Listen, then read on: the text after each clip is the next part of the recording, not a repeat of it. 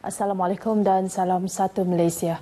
Perayaan Hari Gawai yang dahulu disambut oleh kaum Iban, Bidayuh dan orang Ulu sahaja, kini menjadi satu perayaan yang diraihkan seluruh masyarakat berbilang kaum di Sarawak.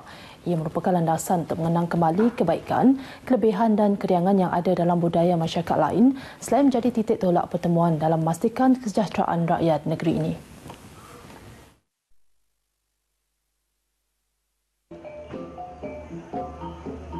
Yang di-Pertua Negeri Tun Pehin Sri Abdul Taib Mahmud dalam perutusan Hari Gawai 2017 berkata, setiap perayaan merupakan cara hidup dalam masyarakat yang perlu diketahui dan diraikan bersama dengan penuh kasih sayang.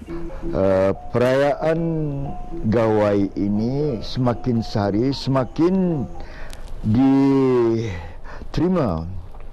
oleh rakyat yang kaum lain sebagai satu cara mereka patut meraihkan sama-sama Hari Gawai supaya kerajaan itu akan dapat dirasai bukan saja oleh orang Dayak tetapi orang-orang lain yang ingin untuk menikmati cara-cara meraih hari besar kita. Katanya pengumuman Kerajaan Persekutuan yang memberi cuti kelepasan am Gawai kepada penjawat awam yang bertugas di Semenanjung dilihat sesuatu yang positif membolehkan mereka kembali ke kampung halaman dan bersama ahli keluarga. Justru beliau mahu masyarakat sedar bahawa setiap perayaan yang diraikan itu ada keunikan tersendiri dan perlu dikekalkan demi keharmonian dan perpaduan masyarakat sejagat di Sarawak.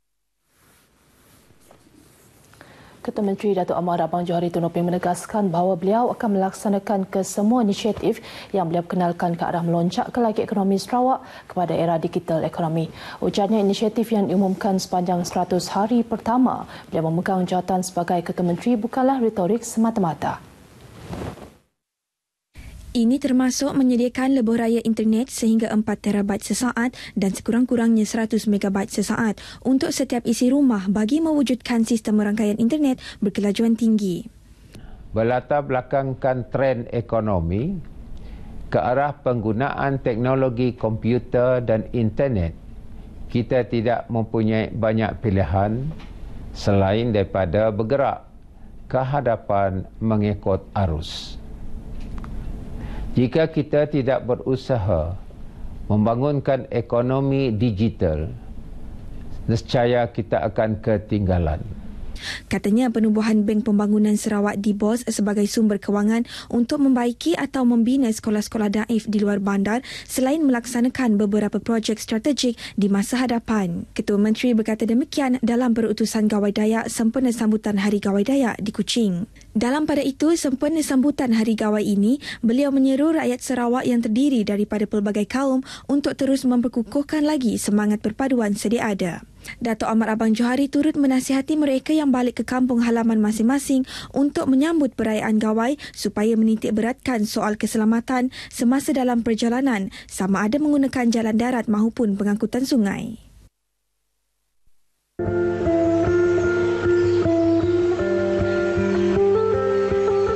Tajapan berbeza bangsa ngau adat kanyak nanagan kami sama belak nyambut pengerami. Main asal kita budaya tetap ada de asal ami.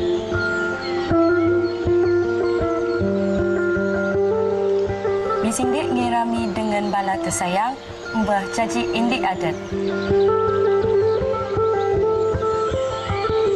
Tok merah. Haram kita bergulai, ngerami ke ya, dengan agama bangsa ngau adat budaya kita.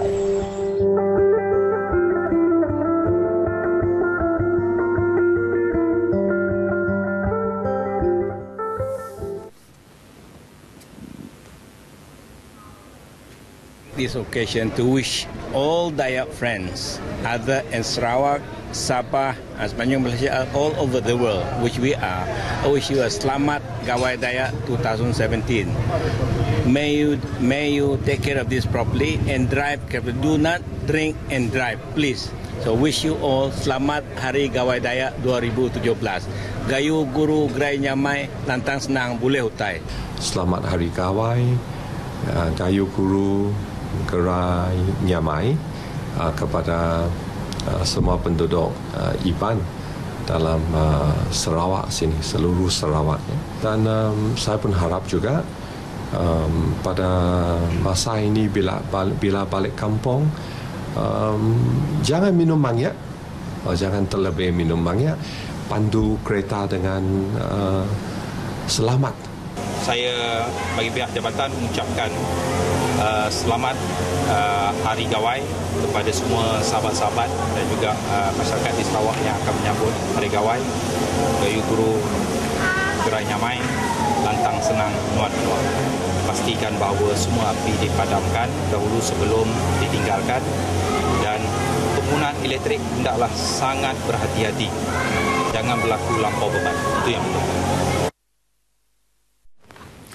Kebersihan tandas terutama di masjid dan surau perlu dipandang serius bersesuaian dengan peranannya sebagai sebuah institusi untuk umat Islam beribadah. Yang di-Pertua Majlis Islam Sarawak, Datuk Misnu Taha berkata, perkara itu tidak boleh diambil mudah selain langkah segera perlu dilakukan oleh pihak bertanggungjawab.